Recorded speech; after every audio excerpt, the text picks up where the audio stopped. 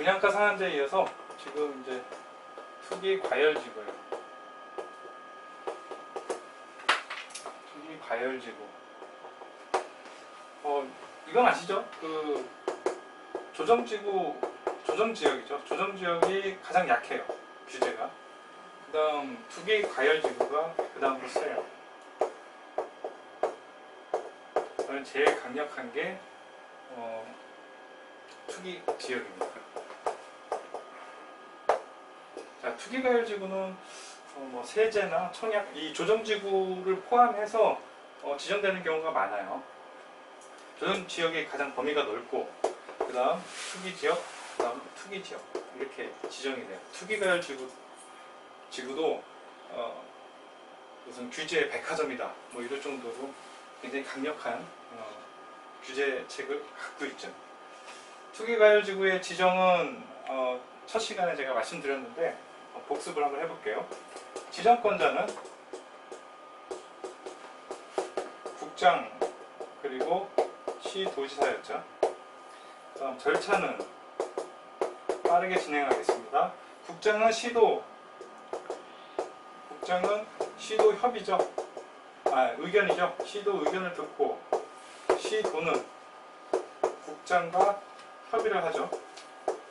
주의하라고 말씀드렸던 건 시도가 시군구 의견을 듣고 하는 게 아니다. 그거 중요하다고 말씀드렸어요. 그 다음 해제는 해제 사유가 있다면 반드시 해제하여야 하고요. 의무상 사유가 있다면. 그리고 시도와 시군구는 해제를 요청할 수 있죠. 해제 요청 받았으면 며칠 내에 40일 이내 결과 통보를 해줘야 되고요. 투기과열지구와 조정지구는 6개월 이내 재요청 못해요. 재요청 못한다. 그 다음 이 해제 절차는 지정 절차와 같아요. 해제 절차는 지정 절차와 같다. 따로 안 보셔도 되고요. 그 다음 재검토가 있었죠. 재검토는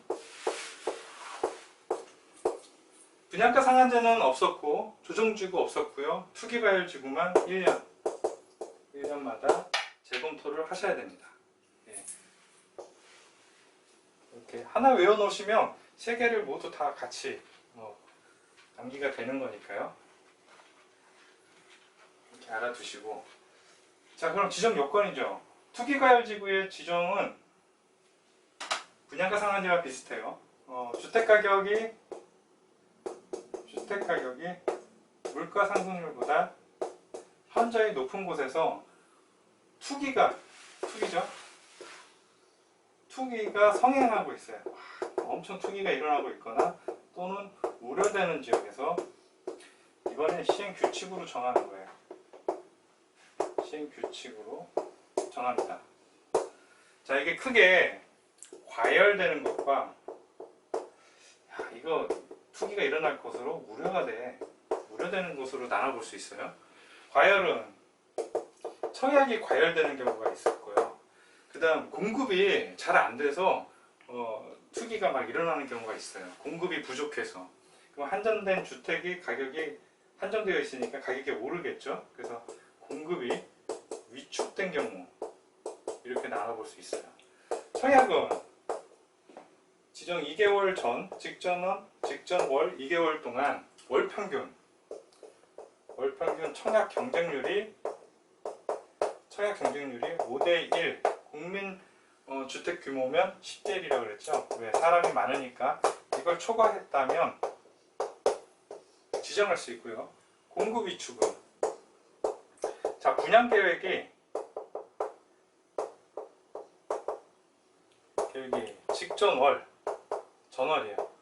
전월에 비해서 30% 이상 감소일 때, 감소한 경우. 그 다음 사업계획 승인,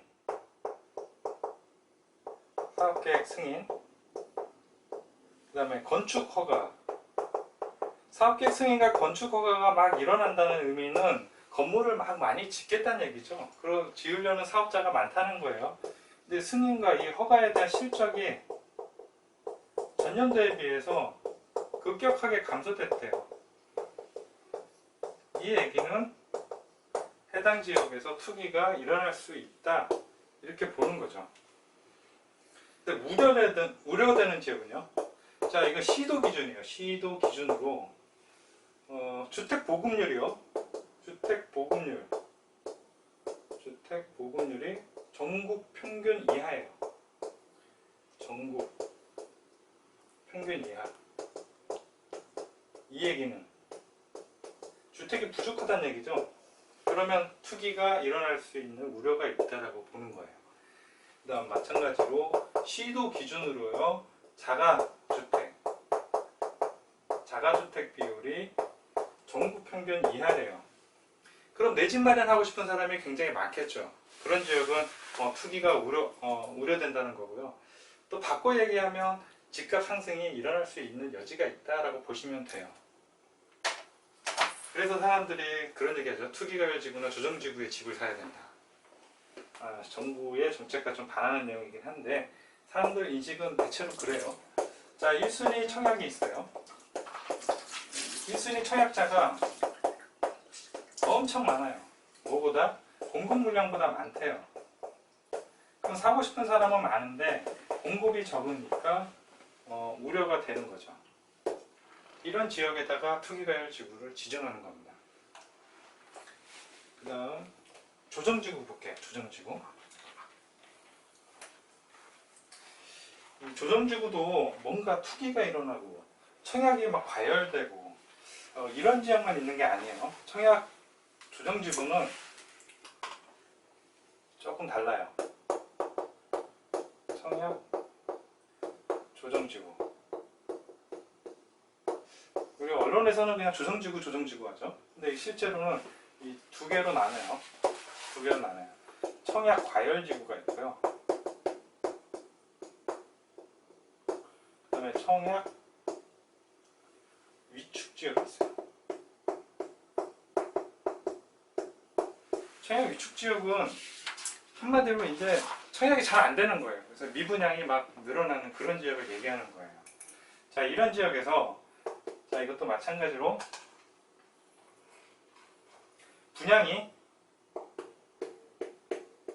그냥 청약이 막 과열되어 있어요. 분양받으려고 청약이 과열되어 있거나 또 분양권 매매나 주택 매매가 상당히 위축되어 있는 그런 지역에다가 지정하는 건데 이것도 시행령으로 지정하게끔 되어 있어요. 시행령으로. 제가 앞서 얘기했던 이 앞의 내용은 사실 중요한 게 아닙니다. 이 시행령의 내용이 그래도 좀 살펴봐야 될 내용이고요. 자, 여기에서 과열된 지역과 위축된 지역으로 나눠볼 수 있어요. 위축.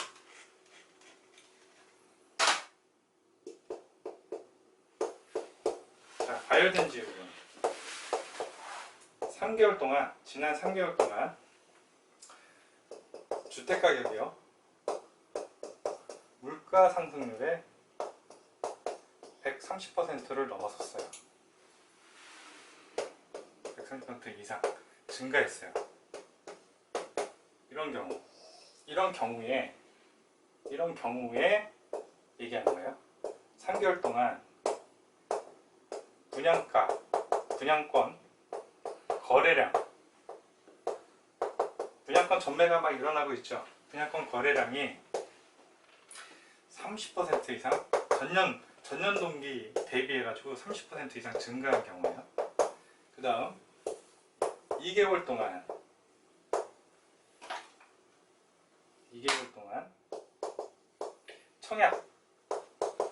청약 경쟁률이 월 평균 똑같아요. 경쟁률 월 평균 5대1, 국민주택 규모면 10대1이라고 그랬죠? 10대1을 초과했어요. 이런 경우. 그 다음에 마지막이에요. 자, 여기 내용은 사실상 이게 계속 바뀌어요. 바뀌기 때문에 시험에 잘 안 나옵니다. 뭐가 잘 나오냐면 여기 잘 나와요. 자, 주택보급률 시도 기준으로요. 주택보급률 그리고 자가주택 비율이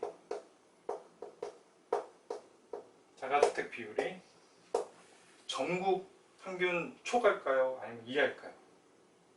이 개념을 정확하게 잡으셔야 돼요. 자, 보급률이 과열됐다라는 거잖아요. 그러면 주택 보급률이나 자가주택이 전국 평균보다 낮아야겠죠. 그래야 사람들이 사고 싶은데 공급이 부족하니까 가격도 오르고 주택 가격이 오르니까 문제가 되는 거죠. 그래서 전국 평균 이하예요.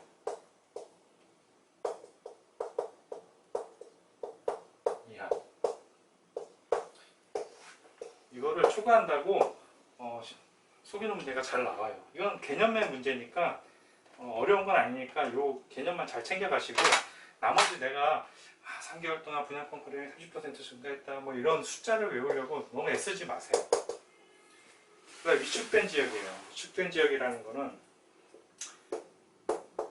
6개월 동안 주택가격이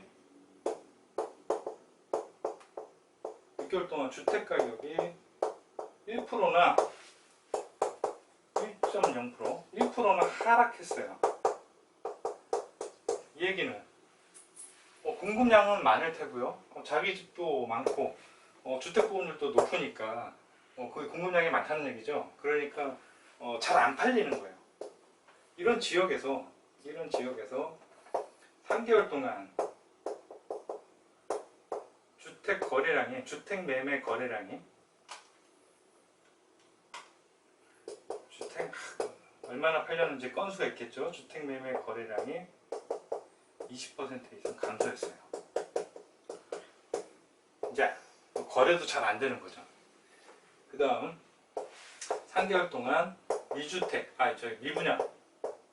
미분양 주택이 다 전년 동기 대비예요. 전년 동기 대비 2배 이상 늘어났대요. 미분양까지 늘어났어요. 자, 이런 지역. 그리고 마지막으로 주택 보급률.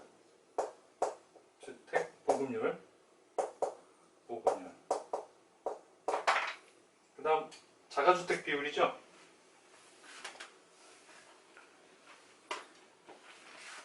보급률과 자가주택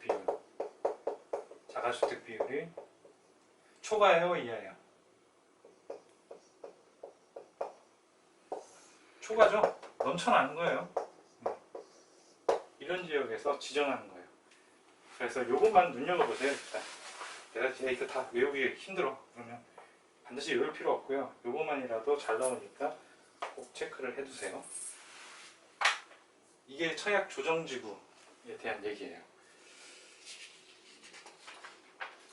자, 그 다음 전매 제한 들어갈 건데 책에 또 순서가 있으니까 너무 또 뒤로 가고 앞으로 가고 그러면 좀 헷갈릴 수 있으니까 공급에 대한 얘기 잠시 나눴다가 그 뒤에 전매 제한 내용을 좀 알아보도록 하겠습니다.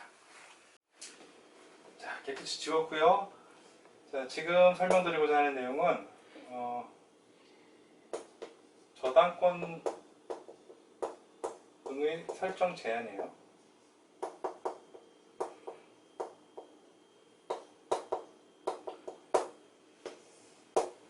분양을 받아서요. 청약을 해가지고 분양을 받아서 당첨된 사람들이 안전하게 입주할 수 있도록 하는 제도예요. 예를 들어 볼게요. 자, 토지가 있는데 A라는 사업 주체가 이 토지를 다 매입했어요. 매입해가지고 아파트를 지어서 분양을 해서 팔려고 하는 거예요. 그래서 입주자 모집을 했겠죠. 입주자 모집을 했고요. 다행히도 완판됐어요. 다 팔렸어요.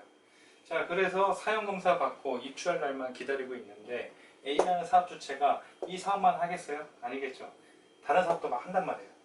근데 경기가 안 좋아지거나 기타 사유로 이 사업 주체가 재무적 위험에 빠지는 겁니다. 부도의 위기에 처하게 돼요. 자, 그러면 채권자들은 제일 먼저 뭘 하죠? 압류를 겁니다. A가 가진 자산에 대해서 압류를 막 걸어요. 압류를 걸어서 경매, 공매 등을 통해서 자산 매각을 해버리죠. 자산 매각을 하고 나면 소유자가 바뀌어요. 소유자가 A에서 한 C로 이렇게 바뀌었다고 쳐요. 그럼 이 입주자들은, 당첨된 입주자들은 어떻게 해야 되죠? 그 C한테 이거 내 집이라고 주장을 못해요. 그래서 이 사람은 입주자들은 A에게, 이 사업 주체에게 민형사 소송을 통해서, 민사, 형사 소송, 각종 소송을 다 통해서 돈을 받아내려고 할 거예요. 근데 이 부도난 회사가 돈이 있겠냐 말이죠. 돈이 없죠.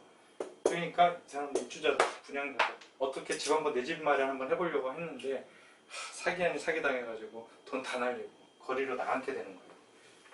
대출 받았으니까 또 빚도 있겠죠. 그래서 이런 걸 막고자 여기에다가 입주자 모집을 했어요. 승인 신청할 때 여기에 압류를 못 걸게, 저당권 등 압류를 못 걸게 막는 거예요. 그걸 보는 거예요. 자, 그러면 언제부터 언제까지 저당권 같은 이런 물권, 그 다음에 전세권이나 지상권 같은 임차권, 이런 것들을 설정하지 못하게 하냐, 시기가 있겠죠. 입주자 모집, 내가 입주자 모집하겠다.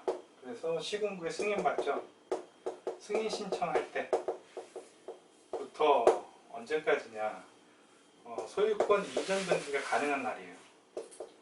소유권 이전 등기가 가능한 날. 그리고 여기에서 60일까지. 그러니까 60일 이내에 빨리 해야 돼요. 소유권 이전 등기를 해야 돼요. 자, 소유권 이전 등기가 도대체 이 등기 가능한 날, 가능일이에요. 가능일이 언제냐? 그 입주자한테 알려주죠. 언제 입주하라고, 입주 예정일을 알려줘요. 그날이에요. 입주 예정일.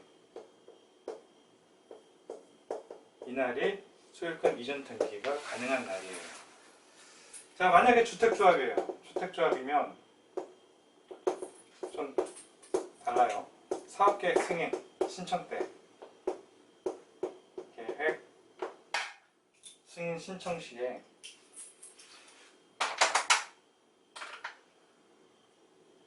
계획 승인 신청할 때부터예요. 이때부터 소유권 이전 등기 가능한 날까지 플러스 60일이에요. 이때까지 하는 거예요. 자, 그러면 여기에서도 예외가 있어요. 예외. 자, 사업 주체가 변경이 됐대요. 사업 주체가 변경이 됐으면 그 해당 토지에 대한 소유권 이전 등기를 해야겠죠. 그러니까 이런 경우 괜찮고요. 자, 입주자들도 입주자 이제 청약을 했어요. 그럼 중도금 이제 내려면은, 그러면 이제 담보대출 받아야겠죠. 그래서 자기가 받을 아파트에 대해서 담보를 받아요. 주택 구입 자금 융자를 위한 그런 1금융권이나 그런 데서 KB국민은행, KB은행에서 이 해당 토지나 건축물에 담보로 이렇게 등기를 잡는 거, 저당권을 잡는 거는 괜찮다 이거죠. 자, 그 다음 이거를 못하기만 하면 되겠어요. 부기등기해서 누군가 그 토지를 매입하거나 아니면 압류를 걸려고 할 때, 아, 여기는 이런 걸 걸 수가 없구나, 그런 걸 알려야겠죠. 그래서 부기등기를 합니다. 대상은 토지, 그리고 주택으로 나눠볼 수 있는데, 토지는 입주자 모집 승인 신청과 동시에 하는 거예요. 입주자 모집 승인 신청 때 같이 해요. 승인 신청과 동시에 하고, 주택은요, 이 당시에는 입주자 모집할 때는 아직 건물 안 지었죠. 건물 안 지었으니까 주택은 나중에 건물 다 짓고 나서 소유권 보존 등기해요. 건설사가, 소유권 시행사가 보존 등기 할 때, 사업 주체가 소유권 보존 등기 할 때, 이때 동시에 부기 등기를 합니다. 다른 걸 등기할 수 없도록. 그 다음 이렇게까지 해놨는데 결국 했어요. 그러면 효과는 어떻게 되죠? 무효입니다. 무효. 효과는 무효예요. 무효. 자, 그리고 그러면 이 부기 등기 한 거, 이건 말소는 언제 하냐 이거죠. 말소. 자, 소유권 이전 등기 신청을 해요. 입주자들이 이제 사용검사 끝나고 내가 입주하려고 할 때 소유권 이전 등기 하겠죠. 이전 등기 신청할 때 그때 같이 말소해요. 말소 되고요. 소유권 이전 등기를 안 했어요. 그러면 소유권 이전 등기 가능 1로부터 60일이니까 이 60일 지나면 자동 말소예요. 그리고 마지막으로 사업계획이 이게 승인 취소 났어요. 더 이상 사업을 진행할 수 없게 됐어요. 이런 경우에도 말소가 돼버립니다. 이게 저당권의 설정 제한이었어요. 그 다음 공급질서 교란 행위에 대해서 좀 알아보겠습니다. 공급질서 교란 행위. 교란 행위 그러니까 왠지 좀 무섭죠. 용어가.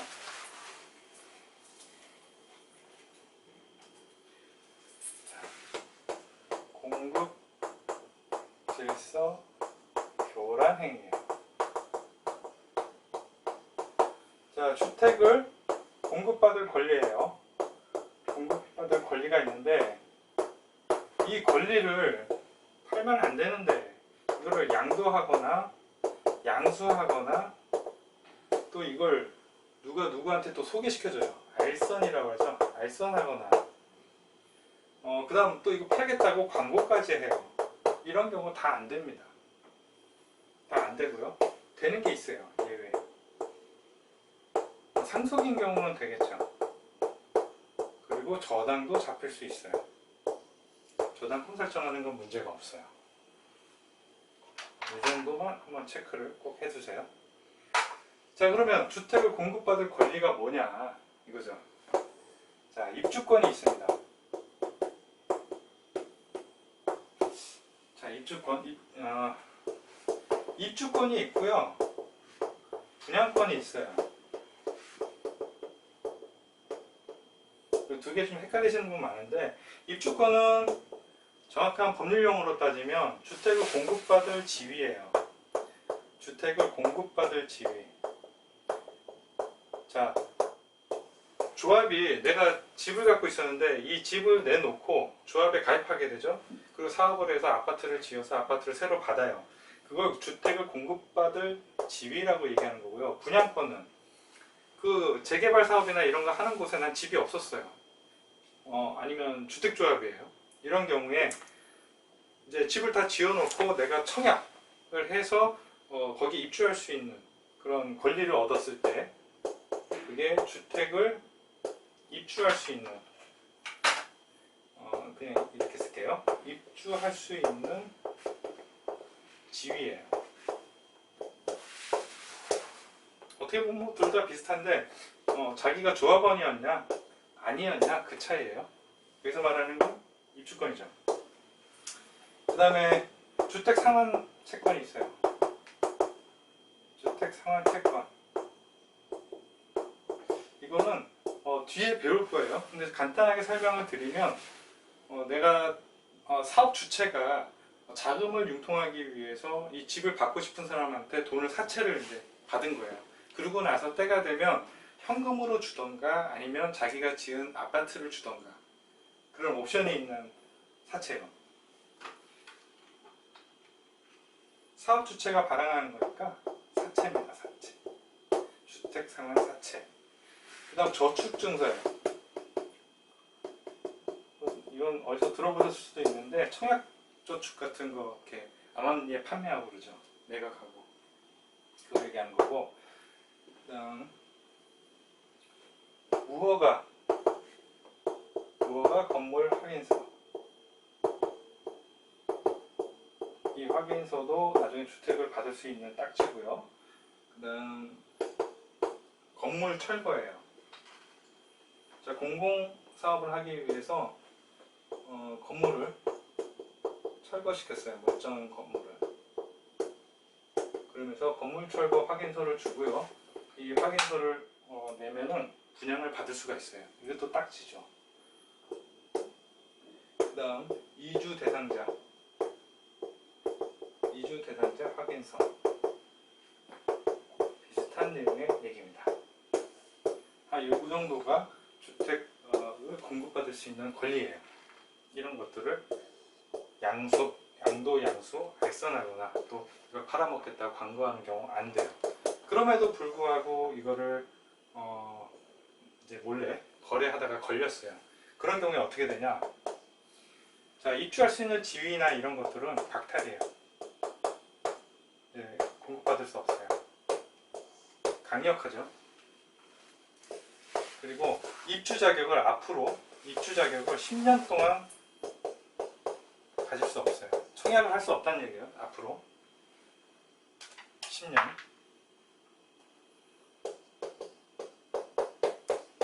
그 다음 공급을 받았어요.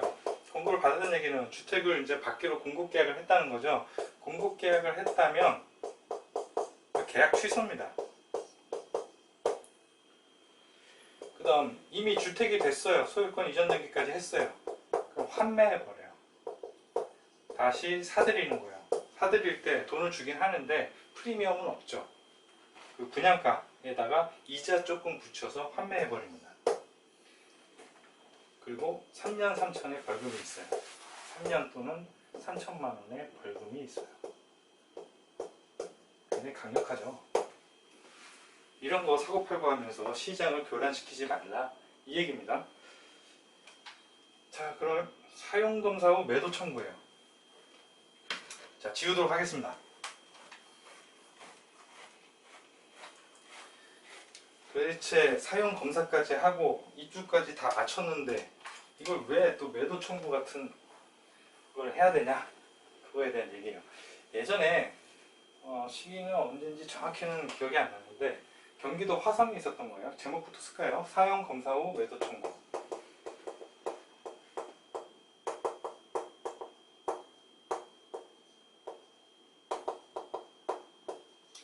경기도 화성에서 있었던 얘기예요. 화성이 경기도에서 한 두 번째로 클 겁니다. 굉장히 큰 도시죠. 자, 화성에서 어떤 사람이 A라는 사업 주체가 이 땅을 다 매입을 했어요. 땅을 매입을 해서 아파트를 지어서 분양 사업을 하려고 했어요. 그리고 분양까지 했고요. 입주자 모집을 해서 완판됐습니다. 다 팔렸어요. 다 팔렸는데 어느 날 입주자 모집을 했죠. 어느 날 종중이라는 데서 왔어요. 종중이라는 데서 와서 야, 이 땅, 니네가 지금 건물 지어놓은 이 땅이 실제 주인은 나다, 이렇게 주장하는 겁니다. 이게 무슨 얘기인가 봤더니 이게 애시당초 종중 땅이었어요. 조상 대대로 물려오는 땅인데 종중은 비법인 사단이에요. 사단이다 보니까 이 법인이 아니에요. 그러면 이 소유자를 누구로 해놓죠? 이 사단의 대표자를 소유자로 해놓습니다. 그래서 이 대표자가 있었겠죠. 이 B가 A한테 팔아먹은 거예요. 종중이란 B 다시가 나타난 거죠. 그래서 사단은 이거를 매매를 하려면요, 총회를 거쳐야 돼요. 총회 의결을 거쳐야 됩니다. 반드시. 거치지 않았다, 그럼 무효예요. 무효. 또는 총회 의결을 거쳤어요. 그러면 종중 내에서도 반대하는 사람이 있었을 거예요. 반대하는 사람이 야, 이거 정관에도 없는 그런 매도를 했냐, 이거 안 된다. 또는 또 의결을 했다면 의결 종족수를 충족시켜야 되는데 니네가 그때 의결했을 때 사람이 부족하지 않았냐, 무효다, 이렇게 주장할 수 있겠죠. 지금 그런 상황이에요. 그러다 보니까 이게 실제 소유자는 얘는 적법하게 이걸 판매한 게 아닌 거죠. 그래서 종중은 어떻게 했겠어요? 소유권 이전 등기 말소 소송을 걸겠죠. 말소 소송도 걸고요. 또 부당이득이죠. 부당이득에 대한 상환을 해달라, 이 소송도 걸었을 거예요. 그러고 나서 필기하라고 제가 말씀드리는 거 아닙니다. 이게 설명이에요. 그러고 나서 소유권 회복을 했을 겁니다. 소유권이 이 입주자들한테 가야 될 소유권이 이 종중으로 넘어간 거예요. 자, 이때 어떡하냐 이거죠. 이때 입주자들은요,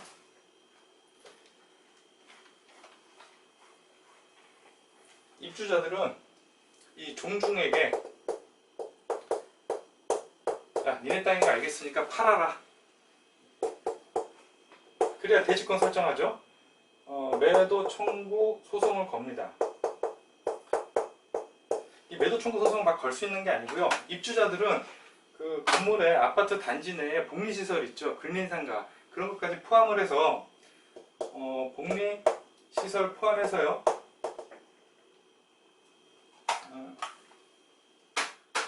복리시설을 포함해서 복리시설의 소유자 포함해서 4분의 3 동의를 얻어서요. 대표자를 일단 뽑아야 돼요. 모든 사람이 다 갈 수 없으니까 대표자를 뽑아서 매도 청구를 하는데 이 매도 청구는요. 소유권 회복일로부터 2년 이내에 해야 돼요. 2년이 지나면 매도 청구 소송 못해요. 일이 굉장히 꼬이게 되는 거예요. 그 다음 시가로 해야 돼요. 그리고 이 면적이요. 전체 면적의 5% 미만이어야 됩니다. 이런 조건이 있어요. 이 조건 하에 매도 청구 소송을 해요. 그럼 소송에 승소를 하겠죠. 그러면 여기에 반대한 사람도 동의하지 않았던 미동의자도 똑같이 영향을 받아요.